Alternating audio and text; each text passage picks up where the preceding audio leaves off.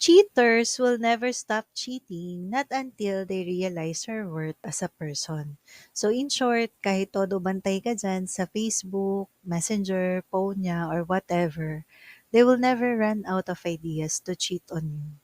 Let go of the things that are beyond your control.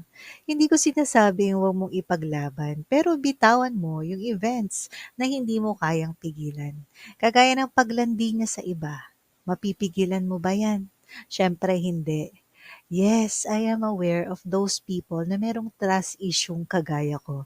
And it's really hard to maintain a relationship with broken trust. Well, some of you might ask me, kung mahal mo, bakit mo pagdududahan? Or why stay sa relasyon? Wala ka naman palang tiwala. Nasa sayo naman yun kung ipaglalaban mo o hindi.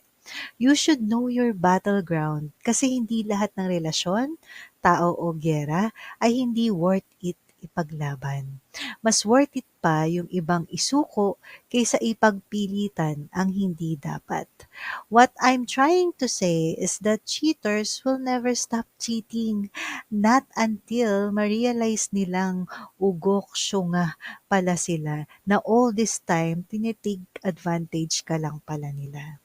Itigil mo kababantay sa kanila kasi the more na mas maisip mo kung niloloko ka ba o hindi, kung ikaw pa ba o hindi, mas maraming oras lang ang nasasayang na dapat masaya ka. Kung lolokohin ka, edi go. Kung hindi, edi thank you. Huwag na nating gawing komplikado yung mga bagay na dapat simple lang kasi lahat nangyayari sa realidad. Quotes for today po, no, totoo naman, no, cheaters will never stop cheating unless ikaw na talaga ang para sa kanya. Yan, ang ating pong ulam today ay tofu egg roll. At yan pong recipe na yan ay kuha ko po ulit kay Murang Ulam. Kasi alam niyo, pag nagkaiisip ka na kung anong ulam pa ba ang pwedeng gawin na swak sa budget, go po, ano. Yan, hanap lagi tayo ng paraan. At masarap po yan. Medyo nahirapan lang ako sa crepe.